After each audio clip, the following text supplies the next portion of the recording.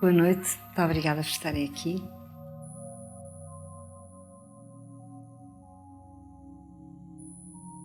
As últimas 2 aulas falámos de Vênus, da vibração sagrada de Vênus. Hoje vamos falar de Marte. Marte é, como vocês sabem, a polaridade de Vênus. Mas antes de falar de Marte, como transição, digamos, da Vênus para o Marte, e porque eu não tive tempo nas 2 últimas aulas, porque a matéria é muito vasta, vou começar por falar de Marte-Vênus primeiro, ou seja, da Vênus e do Marte, e depois a seguir então vou falar só do Marte. Vamos ter 2 aulas sobre o Marte. Vamos então começar.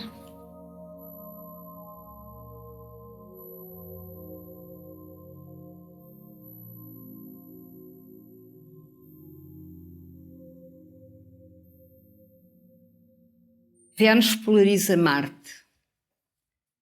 Nós temos que pensar que estamos num universo dual de polaridades, ou seja, a realidade é polarizada. As leis do taoísmo, como eu vos expliquei na aula do taoísmo, o Tao, que é a via e o caminho, ele ensina que nós chegamos novamente ao Tao pela integração dos opostos, pela harmonização das polaridades. Ou seja, um polo tem também o seu oposto e só os dois é que podem novamente devolver a unidade. Portanto, nós temos Vênus, que é a primeira vibração do sagrado, a primeira vibração de união possível em termos emocionais, em termos psíquicos sobre a Terra. A vibração do sagrado religa o uno, faz sair da dualidade, faz sair da divisão.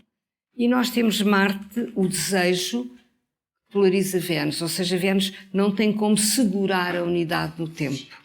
Como não segura a unidade no tempo, nós temos uma pulsão de insatisfação e de carência e de vazio que nos faz agir, que é exatamente a vibração que nos obriga a intervir no real. Marte é o poder de intervenção no real. Agora, ele é motivado por razões diferentes de Vênus. Não é?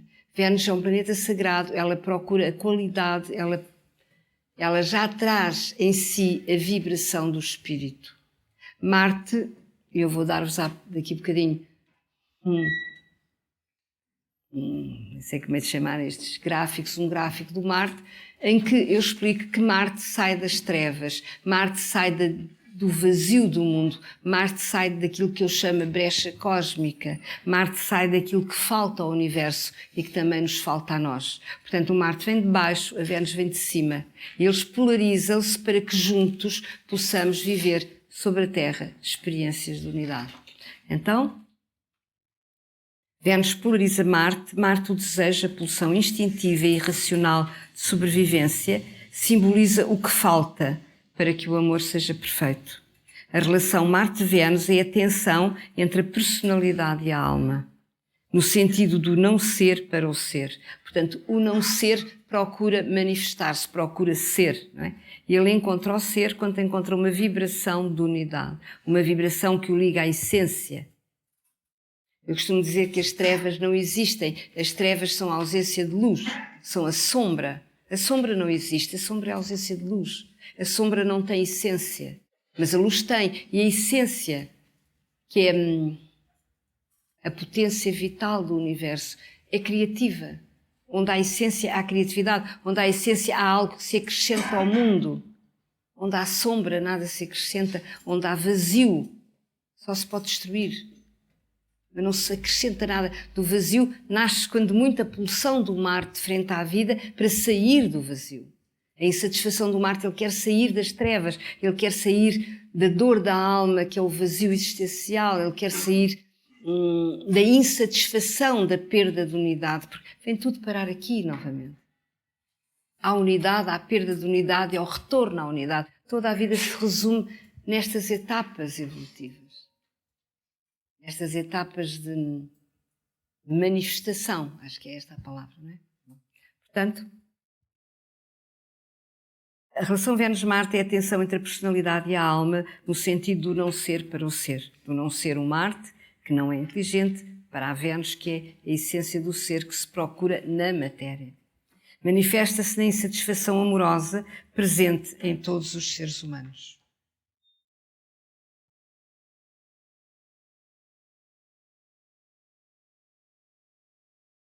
Ao nível da necessidade da alma, a relação Vênus-Marte suporta a evolução do mundo. Se nós não tivéssemos este desejo de ser mais, nós simplesmente não nos levantávamos da cama, não é? Portanto, há um desejo de ser mais e há uma resposta ao ser que vem harmonizar-se com esse desejo quando se harmoniza.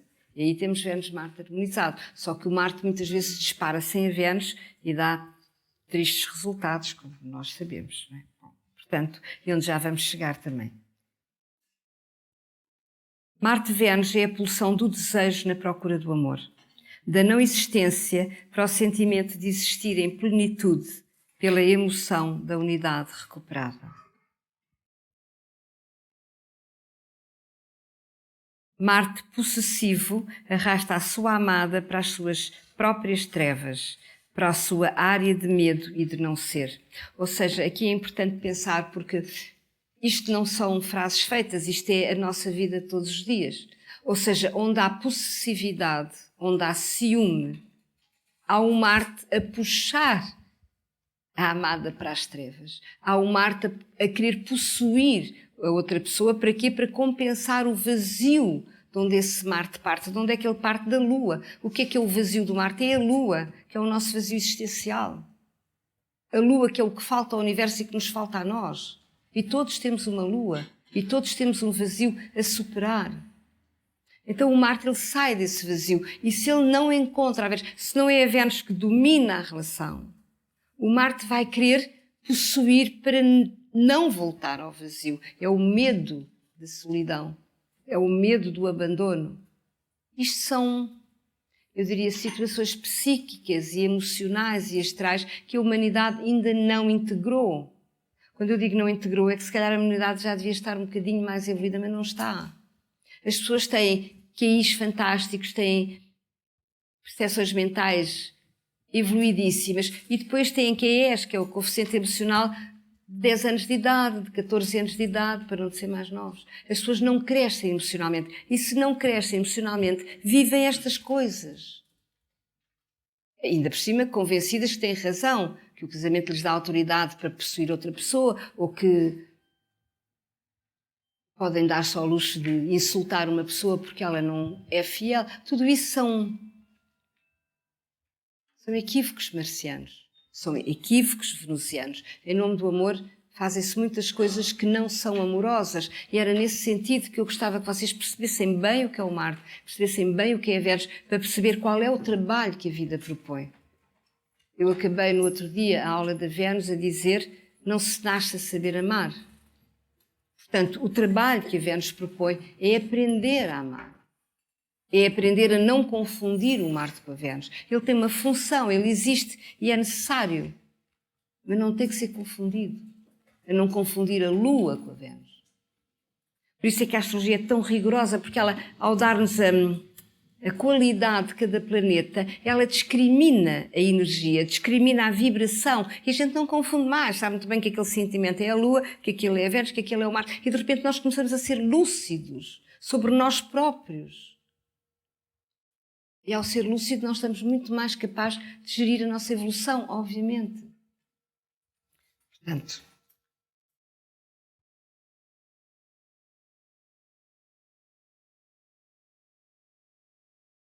Vênus não possessiva traz o outro a quem ama para a unidade a dois, para a luz, para a área do ser.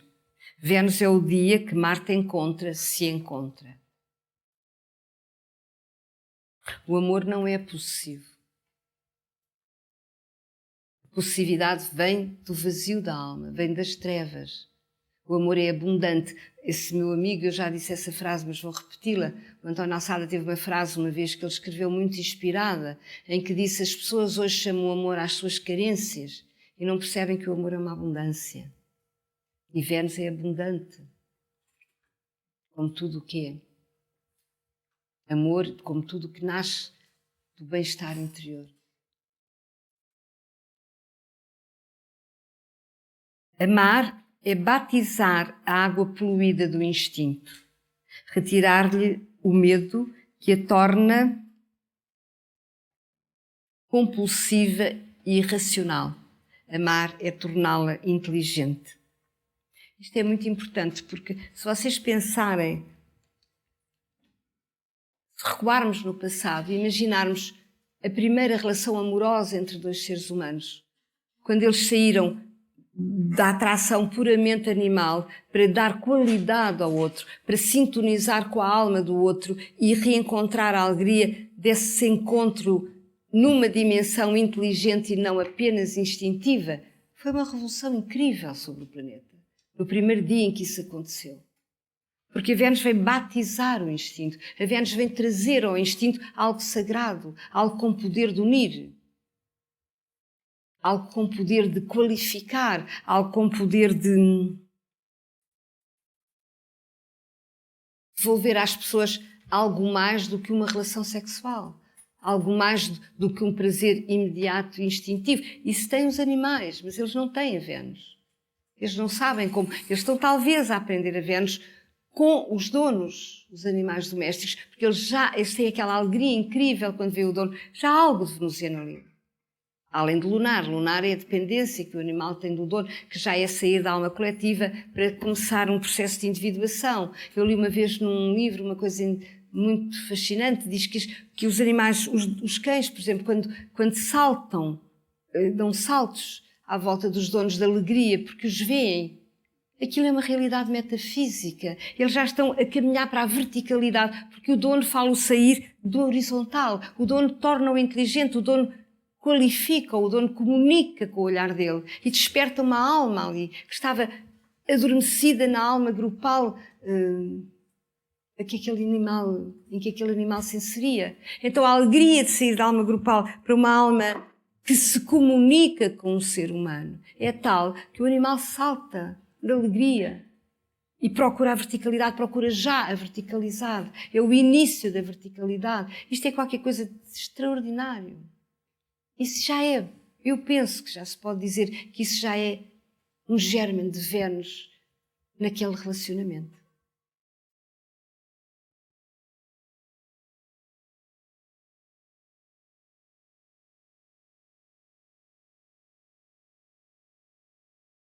Vênus, isto é interessante, eu queria-vos mostrar isto, porque nós estamos aqui a ver Vênus, a simbologia dos gráficos dos planetas, claro que eles também são simbólicos, ou seja, também há uma simbologia, e todos os planetas são compostos normalmente de 3 ou 2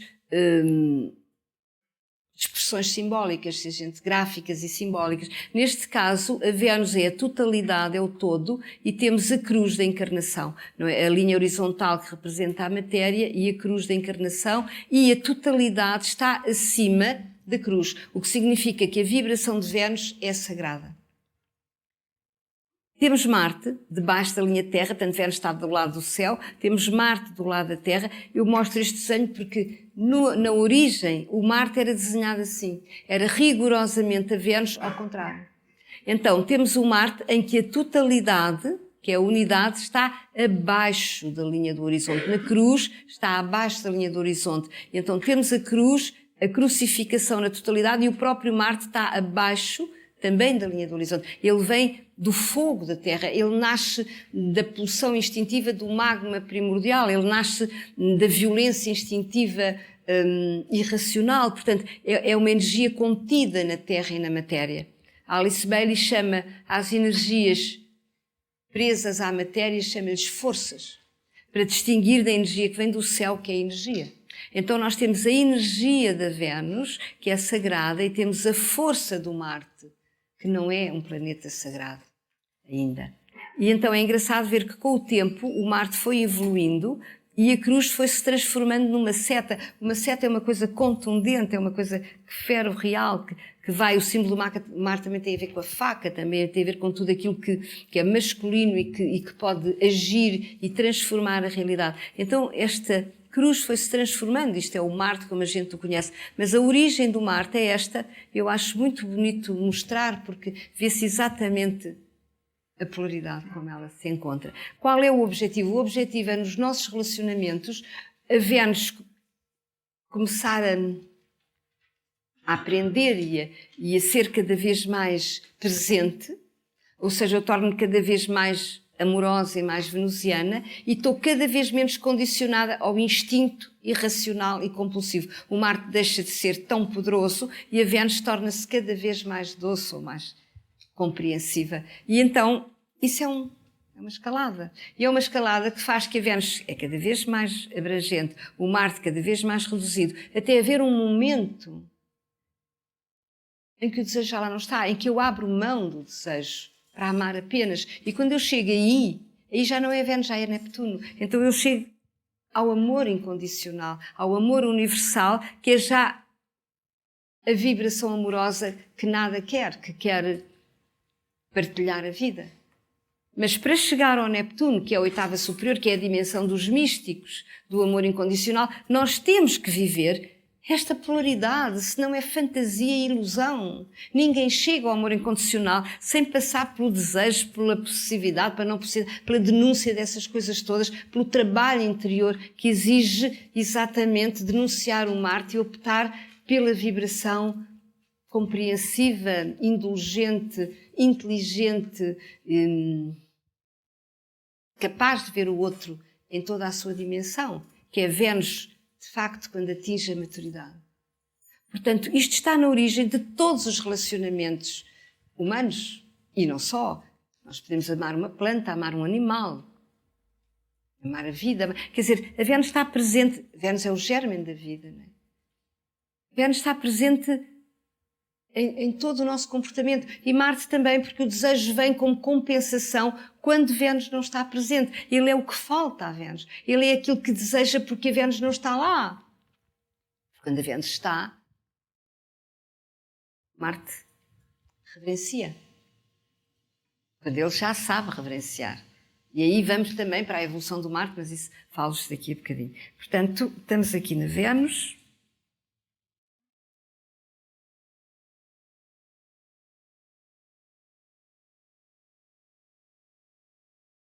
A polaridade Vênus-Marte é a tensão evolutiva entre a memória da alma e a ignorância da personalidade.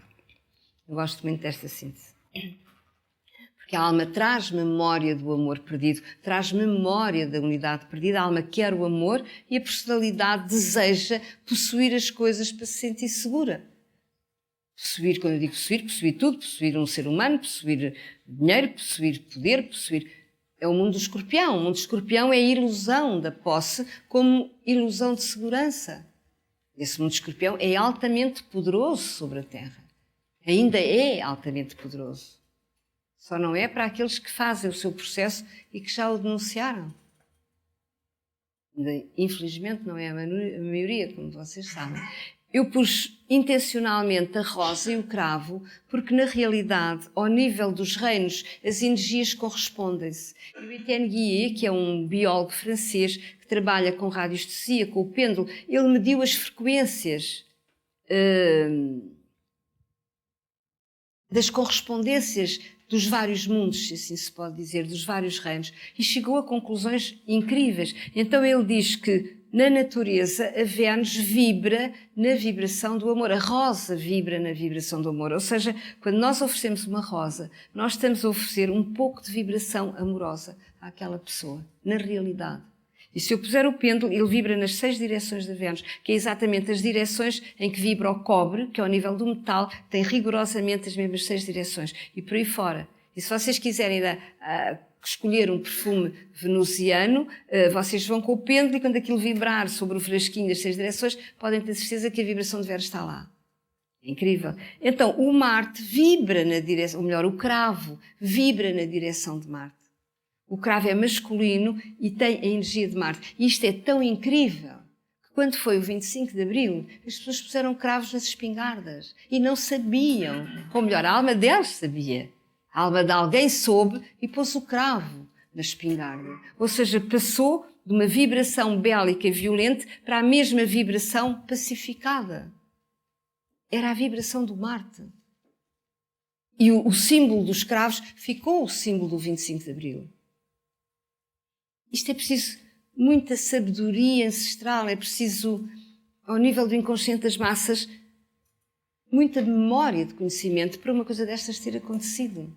Dar o cravo na espingarda. Eu tinha que partilhar isso porque eu na altura achei tão bonito. E não quero deixar de pôr aqui para vocês perceberem que é realmente a mesma polaridade. Já agora, no reino animal, a pomba é a vibração de Vênus. Por isso é que a pomba simboliza o Espírito Santo e por aí fora. O Marte já não sei dizer o que é, já não sei qual é, porque há tanto animal agressivo que eu já não sei qual é o Marte. Mas a pomba é a Vênus. Quem é o cientista? Por favor. Quem é o cientista? É o Etienne Guillet. Chama-se Etienne Guillet. Ele escreveu um livro que se chama L'Alchimie de la Vie. E é um ser absolutamente extraordinário. Ou melhor, é um gênio. Eu acho que ele é um gênio. Fez as correspondências todas. Nesse livro ele explica todas as correspondências. Portanto, agora vamos entrar num outro filme, ou no mesmo filme, levado ao limite, que é o mecanismo da paixão. Quando Marte é prioritário a Vênus, a pulsão do desejo identifica-se ilusoriamente com o amor e ativa o mecanismo da paixão. Portanto, quando nós estamos apaixonados, o Marte é prioritário. Ou seja, a pulsão irracional domina a situação e não é a dimensão inteligente da Vênus que está dominando. No entanto, ela também está presente, a Vênus, na paixão. Só que ela está, de algum modo, obscurecida, não é? Pela vibração do Marte, instintiva e poderosa. Então, qualquer paixão é marciana. O desejo projeta-se incondicionalmente por carência interior. Portanto, o que anima a paixão é o vazio da alma, é a tal lua que anima o Marte, que se projeta, que é possível, não há paixão que não seja possível, e que quer agarrar o outro para se sentir seguro. E, sobretudo, que perde o centro e que procura no outro o seu próprio centro. Então vai inventar o outro e fica, a tal palavra que eu acho engraçada, hipotecado ao centro do outro. Perde o centro. Quem perde o centro perde a liberdade. É a mesma coisa. Não é mais livre, não é mais senhor da sua vida. No entanto, as paixões são necessárias. No entanto, todos passamos por paixões. Porquê? Porque elas ensinam-nos a aprender isto. Porque a gente não percebe nada se não viver. Porque tudo vem da experiência. E enquanto eu precisar de queimar cartuchos de cargas instintivas e das esterilidades e não sei o quê, eu vou viver as paixões necessárias até eu entender e libertar-me. O grande engano é que não há libertação instintiva pela violência, pela austeridade rígida e puritana, não é por aí. A libertação vem quando eu, de facto, sou livre. Liberto-me.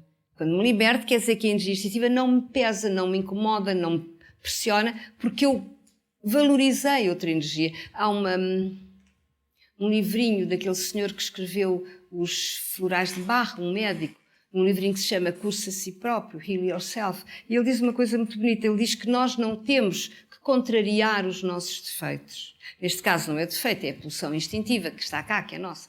Nós não temos que a contrariar, nós temos que desenvolver o antídoto. Porque quando a gente desenvolve o antídoto, aquilo vai-se embora.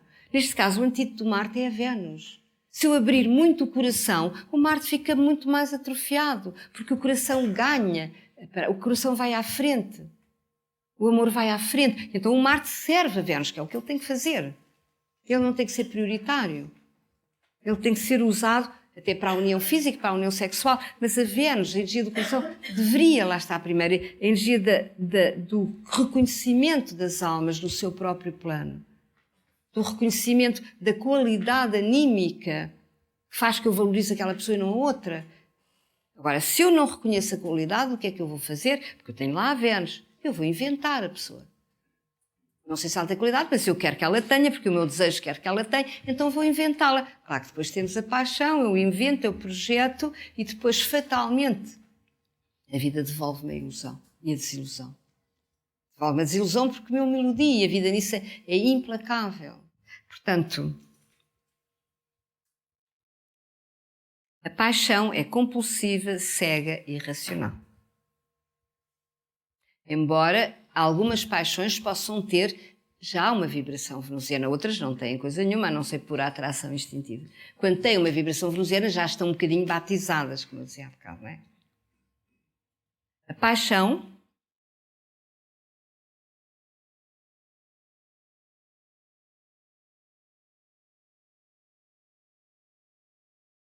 é prisão e dependência.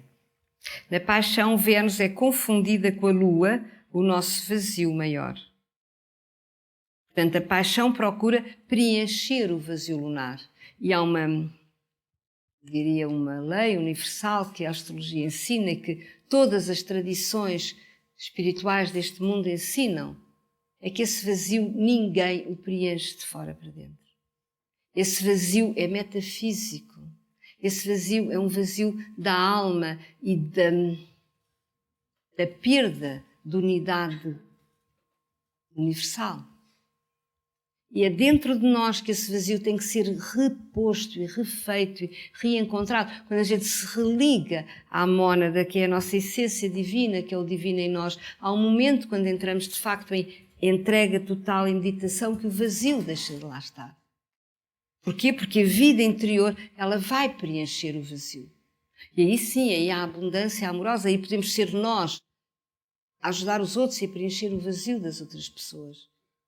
Mas quando somos nós a vampirizar, porque o vazio está lá e eu não fiz o meu trabalho interior para o resolver, obviamente que mais tarde ou mais cedo eu vou-me encontrar com o vazio novamente. É inevitável. Eu perco a liberdade e ninguém aguenta ser possuído por alguém que nos rouba também a liberdade. Eu perco a liberdade e quero controlar a liberdade do outro e não o deixo ser livre. Eu penso que se há algum pecado neste mundo, pecado, como dizem os orientais, é a ignorância, o grande pecado é a ignorância, mas se há mais algum, é impedir os outros de serem livres. Porquê? Porque a liberdade é a essência da intenção que criou o mundo. Ou seja, a liberdade é o movimento que nos encaminha para a libertação. A liberdade é o poder ser eu próprio à minha maneira. E tudo aquilo que retira a liberdade, que vai contra esse germe divino que é a liberdade, também tem os dias contados. Olha o marxismo. O marxismo nasceu com Saturno e Neptuno de um lado, portanto, as massas, a grande, digamos, metafísica das massas contra, digamos, os opressores, mas oposto a Urano, oposto à liberdade. E depois veio uma espécie de fascismo de classe outra vez, quer dizer, veio o não aceitar que a liberdade no ser humano, em qualquer ser humano, é vital para que ele possa ser ele próprio. E quando nós pecamos contra a liberdade, acontece como na paixão. As coisas com o tempo destroem-se, os ciclos acabam, aquilo não tem como continuar, porque não é cósmico, porque não está em ressonância com a ordem cósmica. E tudo o que não está em ressonância, e esta é a implacabilidade das leis e da ordem, entra em autodestruição.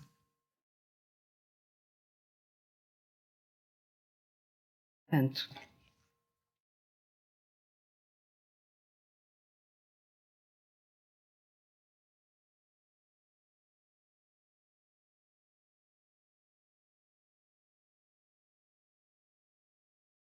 a paixão não perdura no tempo, nasce condenada.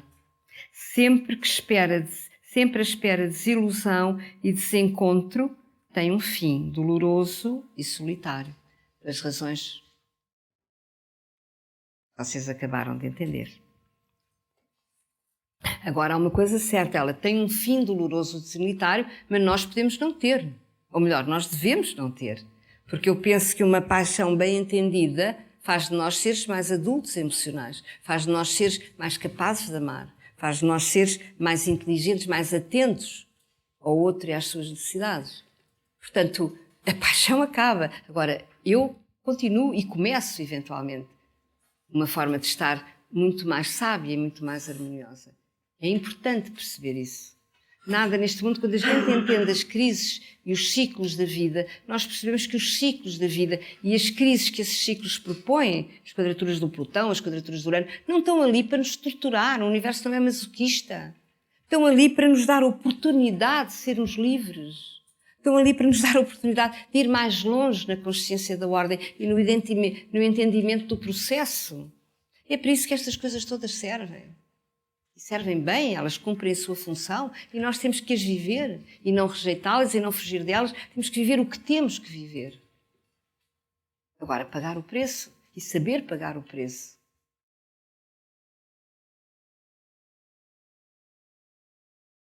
Vênus é o bem-estar da unidade reencontrada.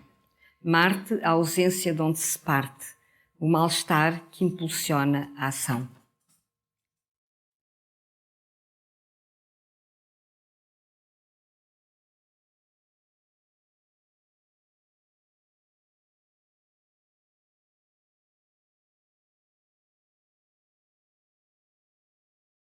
Marte-Vênus simboliza uma íntima e divina ascensão do não ser para o ser. É a confrontação entre o desejo e o amor, entre o medo e a alegria.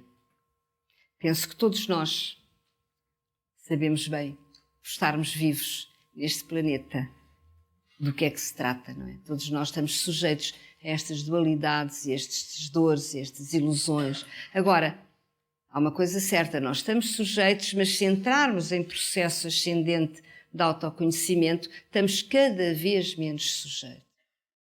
Isso é que é extraordinário. Quanto mais livre nós formos em termos de consciência, menos estas coisas são violentas, porque nós já perdemos muita violência pelo caminho, menos estas coisas duram tempo, porque a gente já percebeu e à segunda já está a ver o filme, menos as coisas que atraímos são desencontradas. Portanto, o objetivo é, de facto, ascender através das experiências. E quando a gente percebe que a ascensão é o projeto do céu para nós, a ascensão é de facto o projeto cósmico da encarnação, a ascensão é exatamente a intenção que nos fez nascer, então a vida ganha significado, então tudo passa a ter sentido. E se tem sentido, pode não ser fácil, mas não é dramático. Eu costumo dizer que o inferno é todo o sofrimento para o qual a gente não vê sentido. Isso é o inferno. Agora, se eu perceber que eu tenho que passar por ali para chegar um bocadinho mais longe a qualquer coisa melhor, é como a dor de dentes, aquilo dói, mas passa. Eu vou ao médico, aquilo dói muito, mas eu depois fico aliviadíssimo. E é um pouco a mesma coisa com as experiências da vida. Elas têm que vir, mas sempre para expandir, sempre para ampliar a consciência, porque o universo faz do sentido da expansão da consciência. E a gente não pode parar com esse sentido, porque ele está em expansão e nós estamos em expansão. E a menos que a gente diga não à expansão e a gente regride e entra em autodestruição, o universo arrasta-nos para a expansão que ele propõe. Isso é fantástico. Por isso é que eu acho que não se pode perceber a astrologia sem criar esta religação inteligente ao propósito da criação, ao propósito que nos fez nascer. E aí a nossa evolução integra-se nessa dimensão maior, nessa dimensão transcendente, nessa dimensão divina, nessa dimensão sagrada, que é a criação do mundo.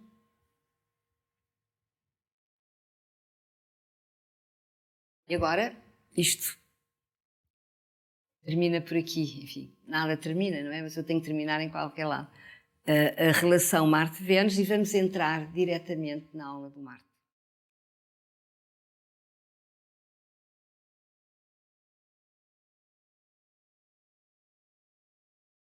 A força ascendente da energia marciana exprime uma insatisfação existencial. Já vos tinha dito isso há bocado, não é? A pulsão da não existência para a existência, do imanifestado para a manifestação. Portanto, sempre que há um desejo compulsivo, eu estou a sair, a querer ir para a luz, eu queria ir para qualquer coisa melhor, senão não era um desejo. Se eu desejo, é porque me sinto mal e quero uma coisa melhor. Obviamente. Portanto, o desejo sai sempre das trevas na procura da luz. Resta saber é se ele encontra a luz. Porque se ele sai das trevas para a luz, mas não segue as regras e as leis do universo, obviamente que ele encontra novas trevas. Se eu penso que resolvo os problemas da humanidade com guerras e com violência, o desejo ativa-se e atrai desejo, obviamente que eu não estou a resolver nenhum problema da humanidade. Porque o desejo está a ser condicionado ainda por uma mente redutora, por uma mente não inteligente, por uma mente que ainda não conhece a ordem do mundo. Mas essa mente existe infelizmente na grande maioria das pessoas e sobretudo essa mente controlou a história da humanidade. A história é uma história terrível, de guerras, de sangue, de violência, de desrespeito pelo outro, nosso irmão, como o Cristo ensinou. E o Marte estava lá a defender ideais fantásticos. Nós já vamos ver isso também. Portanto, temos o Marte, a pulsão do imanifestado para a manifestação, eu acho que é uma boa definição do Marte. Marte é fogo, é poder vital, a projeção do eu no fora de si. Rege o primeiro signo do zodíaco, o Carneiro, que dá início a todos os movimentos. Portanto, Carneiro é o signo das iniciativas, é o signo dos pioneiros, é o signo daquilo que é feito pela primeira vez. O Marte tem essa tónica de, pela primeira vez, ele faz qualquer coisa, ele inicia qualquer coisa.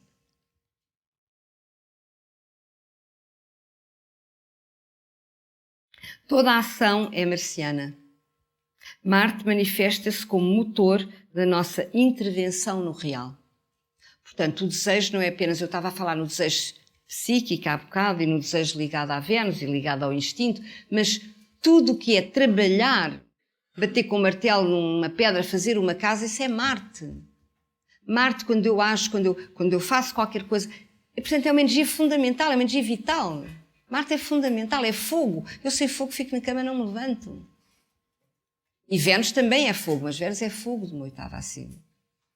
Marte é o fogo que impulsiona a ação, Vênus é o fogo que identifica a unidade. Identifica a energia do coração, identifica a energia da alma. Agora, esse fogo e o outro fogo, eles têm que se complementar e nós temos que alquimizar o fogo do Marte para chegar ao fogo da Vênus. Portanto, ascender em última análise é entrar numa permanente alquimia do fogo. Uma vez disse isso em Lausanne, num congresso de astrologia, que o Kiran era uma escola de fogo. Eles não perceberam nada, mas eu fiquei muito contente de ter dito aquilo.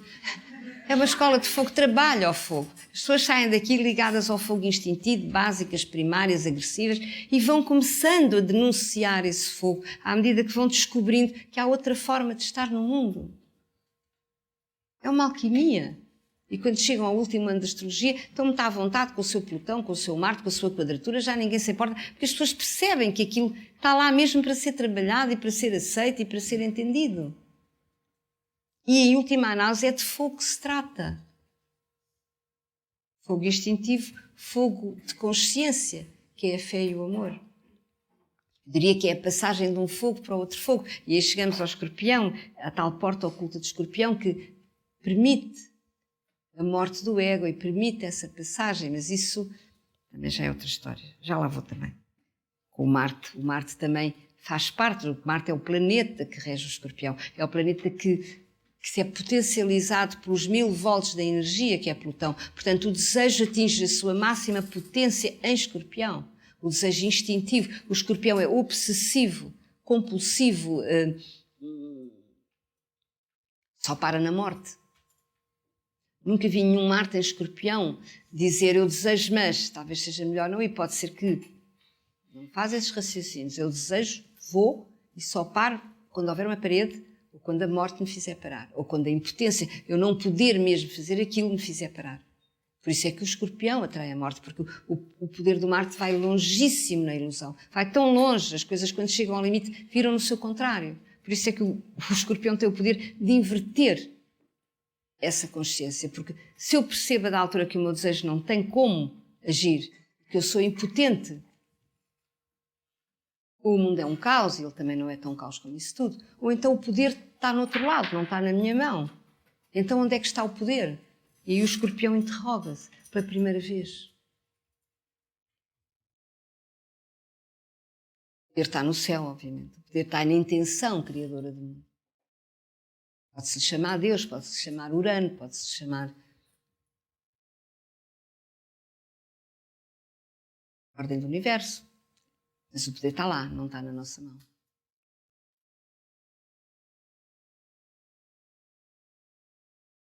Mars Martis é o próprio mês de março, o mês em que na natureza tudo nasce.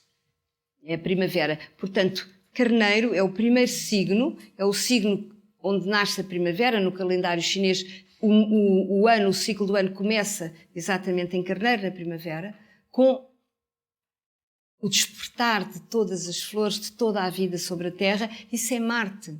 Isso é o início, é o mês de março. E Marte chama-se assim exatamente porque ele é a energia de todos os inícios, porque ele é que dá o pontapé na bola para começar o jogo, Marte. É engraçado, não é? Como as coisas se ligam todas.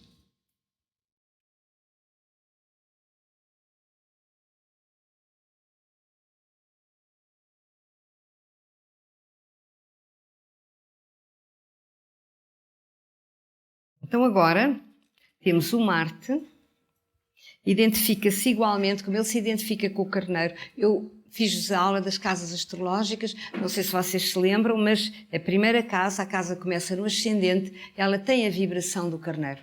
Uma casa astrológica é uma área de vida, não é? Então a primeira casa tem a vibração do Carneiro, ou seja, é uma casa quando há planetas em que eu tenho que ter iniciativas, tenho que fazer coisas por mim. Portanto, é uma casa marciana. O Marte vibra na primeira casa. Identifica-se com a primeira casa que vibra na energia do Carneiro. Portanto, aqui é fácil entender. Espera aí.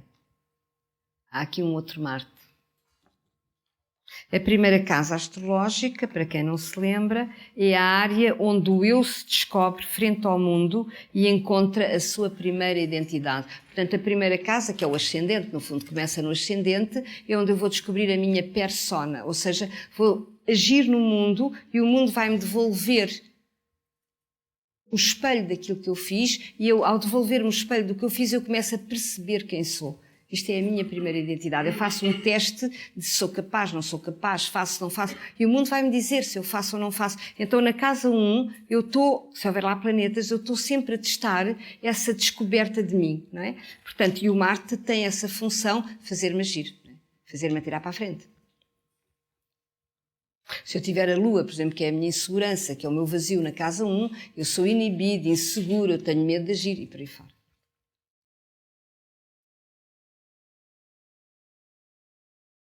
Aqui, portanto, estamos ainda a falar na casa 1, Marte ativa a grande aventura da vida, face ao desconhecido, que lhe devolve a sua persona, o espelho de quem é.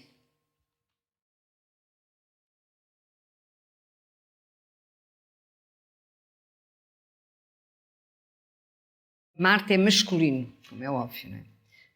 É o poder de intervir e de fecundar. Marte é a força que nos faz existir. Identifica-se com a faca, com a espada, com os objetos contundentes que cortam o real.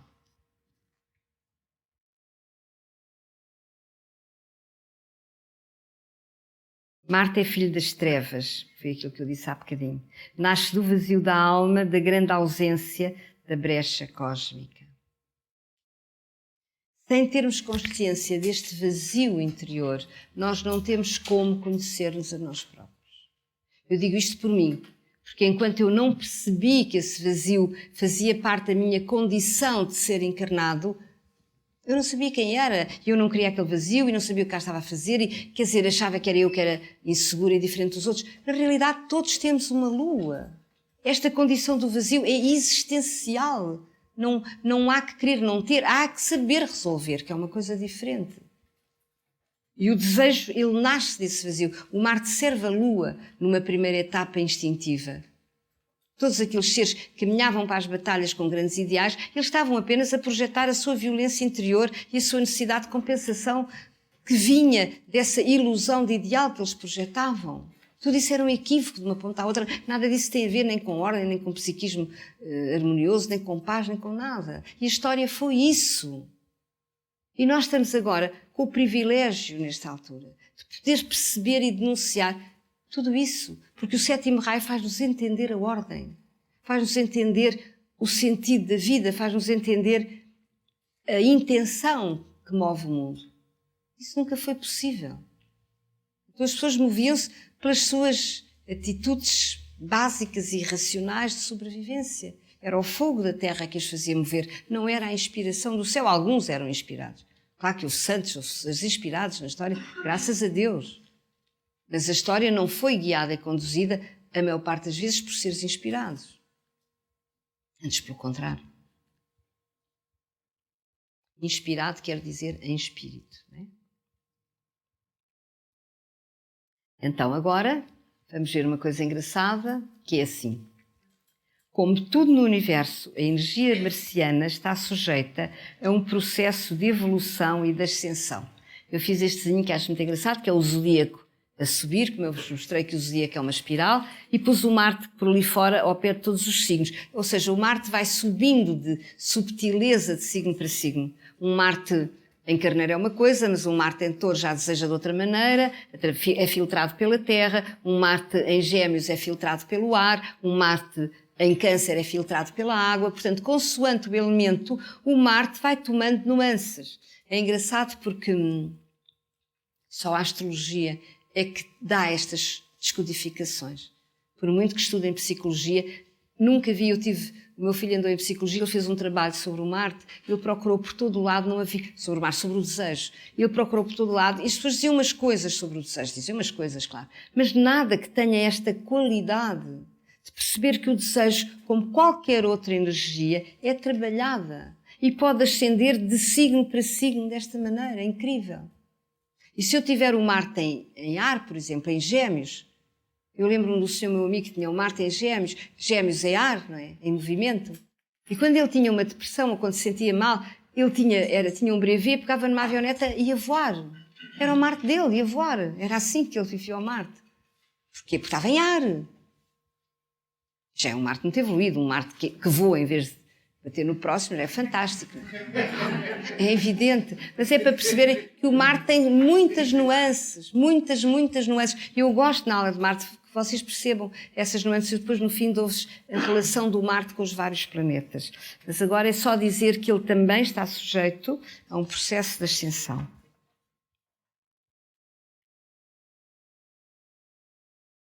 Com a experiência do tempo, a energia de Marte ascende de signo em signo, progressivamente no zodíaco, foi o que eu vos disse.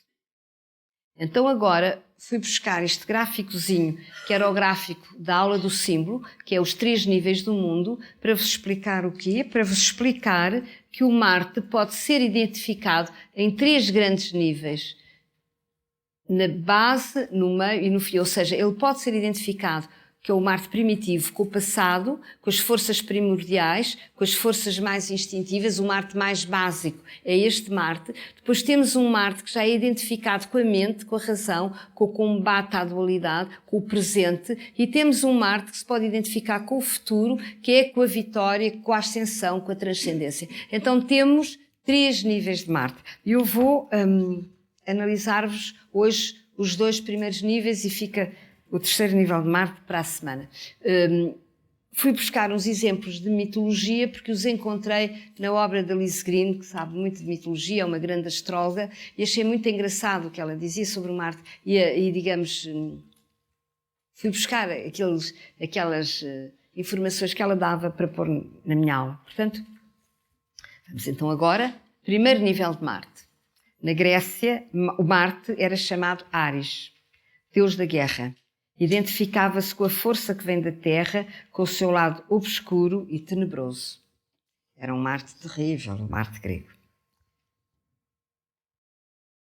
Na mitologia, Marte nasceu da raiva de Juno, mulher de Zeus. Por acaso a Juno aqui está muito tranquila, mas ela zangou-se muito. E zangou-se muito porque o Zeus teve uma filha sozinho que nasceu da sua cabeça, que era Atena. Como vocês sabem, Atena é Vênus, é a mesma coisa, não é? Portanto, Zeus, que era Júpiter, que presidia à ordem, teve uma filha da cabeça. Reparem como isto é bonito em termos mitológicos. Então, temos aqui o Marte grego, o Ares, é desordeiro, primário, violento, agressivo, irracional. Transporta o ódio cego, a raiva armazenada no corpo. Portanto, ele já nasceu da raiva da mãe, ele veio com a raiva toda e temos o Marte grego, que é uma imagem triste do ser humano, mas infelizmente andam por aí muitos Martes gregos à solta, como vocês sabem. Portanto, temos o primeiro Marte, o primeiro nível do Marte. Impulso selvagem e primitivo. Vibração A. Portanto, temos a ascensão do Marte, que vai do impulso selvagem e primitivo à vibração mais subtil e transcendente. Reparem como a mesma energia, claro que não é numa só vida que a gente dá o salto daqui para ali, por isso é que são precisas muitas vidas, para a gente trabalhar o Marte e passar desta energia básica a esta serenidade. Mas este é o caminho, esta é a ordem da expansão do universo. E se nós quisermos invertê-la, atraímos destruição. Então, este Marte grego, voltamos ao Marte grego, tem 2 escudeiros. Então, os escudeiros são aqueles bonitinhos que estão ali. Os escudeiros são Deimos e Phobos, que é o medo e o pavor. Nomes dados hoje em dia às luas de Marte. Portanto, Deimos e Phobos são os escudeiros. Veem por aqui que tipo de Marte era aquele. Não é? Portanto, isto dá-vos, no fundo, o primeiro nível do Marte. O tal Marte ligado ao passado, às origens, ao abismo, etc. Daquele gráficozinho, né? Aquele nível. Portanto, agora vamos continuar com a Grécia. Zeus, o dador da lei e da luz. Zeus identifica-se com o Júpiter dos romanos. Pouco considera o Marte, isto agora é a mitologia, que despreza e humilha, porque acha o Marte um arroceiro, não é? Marte rebela-se contra o pai, e agora vejam lá como isto bate certo. O desejo instintivo não aceita a ordem cósmica. Porquê? Porquê é que será? Não é?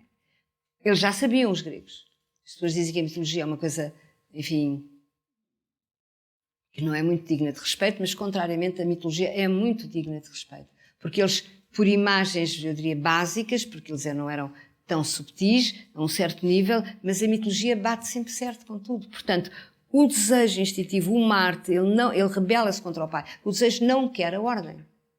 Portanto, se eu quiser trabalhar o meu Marte e se eu quiser estar em ordem, eu tenho que travar uma guerra comigo, que é a guerra do Marte com o pai.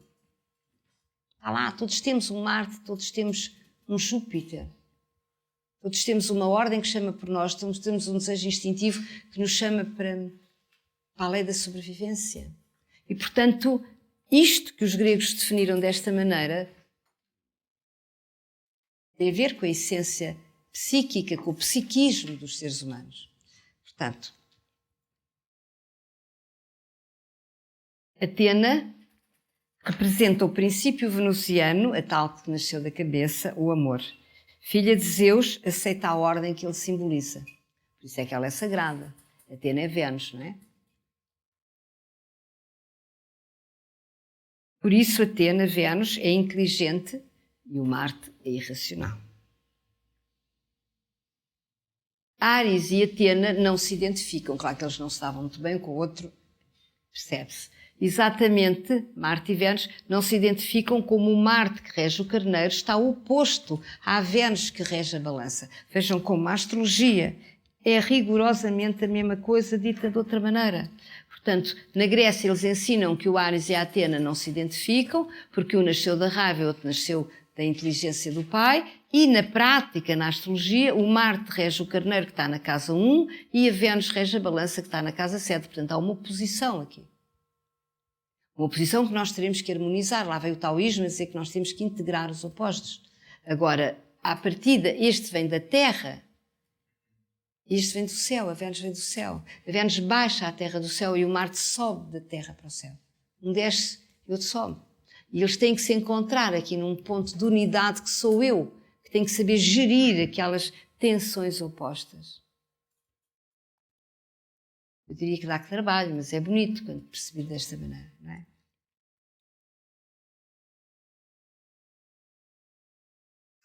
Agora vamos para o segundo nível de Marte. O segundo nível de Marte, em Roma, Mars Martis, ele já não se chama Ares, chama-se Mars Martis, lá está o tal da primavera, do Marte, era mais evoluído. Podemos situá-lo no segundo nível de Marte. Marte já não é apenas a expressão do ódio cego, explosivo e indiscriminado do Ares grego. Também não é muito brilhante este Marte, mas é melhor. É melhor porquê? Porque ele serve um ideal. Então, o Marte romano é um Marte mais elaborado, mais mental. Identifica-se com a força de vontade, já representa um impulso positivo rumo à autorrealização.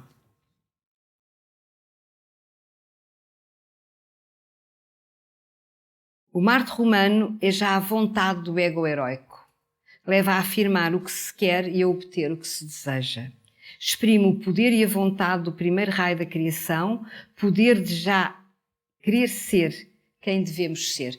Isto é a intenção, porque na realidade, quando um ser numa batalha mata o seu irmão, ele está na mesma frequência vibratória e plutónica e instintiva que o irmão que ele quer matar, embora um defenda ao Cristo e outro pode defender outra coisa qualquer. Mas na realidade o grande equívoco da Idade Média foi julgar que os ideais se podem transformar em energia negativa. Não podem. O Cristo deu a face, e deu a face exatamente para dizer que não é possível a mais pequena violência se nós quisermos estar em ordem. Essas coisas é para meditar. Portanto, agora havia um ideal, não é? Havia um ideal. Os seus dois escudeiros, portanto, do Marte grego, do Marte romano, peço desculpa, os seus dois escudeiros são Onos e Virtus, a honra e a virtude. Já é um bocadinho diferente do medo e do pavor, não é? Portanto, é honroso ser quem se deve ser, diziam eles. É honroso e virtuoso ser autêntico, com o que se acredita ser o nosso destino. Portanto, já eles vão morrer pela pátria, eles vão morrer para trazer a fé de Cristo ao mundo. Quer dizer, já há um ideal que anima o Marte, embora na prática haja a tal ilusão. Não é? A honra e a virtude, estes dois escudeiros de Marte, servem igualmente os ideais que animaram a Idade Média. Temos aqui este cavaleiro lindíssimo que está ali, com toda a sua dignidade, a preparar-se para matar o próximo. É verdade, tem que se dizer as coisas. Alguém tem que dizer o rei vai nu, tem que se dizer as coisas. Não é continuar com estas velhas memórias dinossáuricas que nos ensinaram, não é. A gente tem que revolucionar a cultura e a mente e a compreensão a partir da ordem cósmica. Isso é que é a mentalidade do Aquário, a energia da nova era. É trazer luz a tudo o que não é ordem.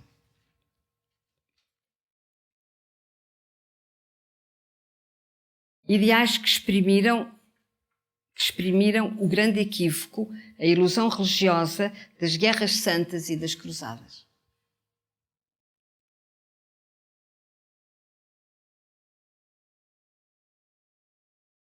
Em nome do Cristo, que morreu para afirmar a implacabilidade do amor fraterno, os homens mataram os seus irmãos. Esta é a verdade histórica da forma como o Marte foi ativado pela humanidade. É o que foi, eu diria que era o tempo da humanidade aprender. É triste agora a humanidade não ter ainda aprendido, sobretudo os dirigentes não terem ainda aprendido. Agora há uma coisa que eu afirmo por intuição, por fé, se quiserem. É que a história não se vai repetir. Digo isto muitas vezes, não vai haver mais 10 ciclos ou 6 ciclos de guerras entre os homens, não vai, porque o céu já não deixa, porque as energias cósmicas já não permitem. O que vai acontecer à Terra, não sei, ou a Terra se põe em ordem ou alguma coisa vai acontecer, porque a história como ela era, os homens tiveram tempo de aprender. Portanto, se não aprenderam...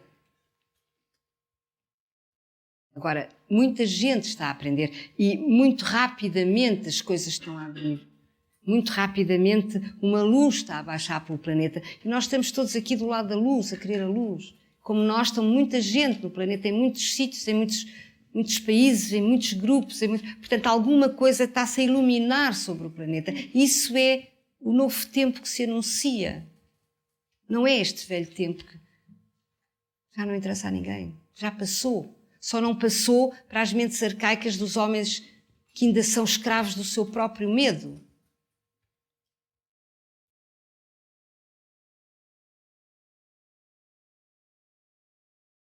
Alguém disse que a nova era o tempo da cristalização do crístico. Eu achei isso muito bonito, porque o cristal espelha a luz, não é? Quando a humanidade espelhar a consciência fraterna, finalmente a vibração do Cristo ancorou sobre o planeta. Finalmente ela virou cristal. Nós estamos aqui para isso, para transmutar as nossas células de sombra em células cristalinas e trazermos a consciência fraterna a este mundo. Eu diria que é só o que nós podemos fazer se quisermos encontrar o nosso destino e o nosso Dharma e o sentido último da nossa vida.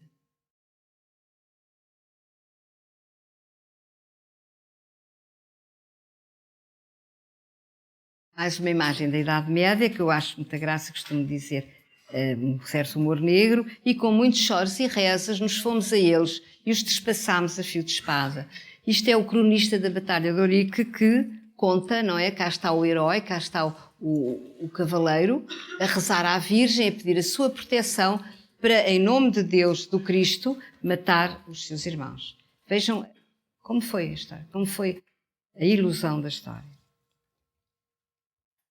E agora vamos acabar a aula de hoje, porque para a semana continua-se mais um bocadinho.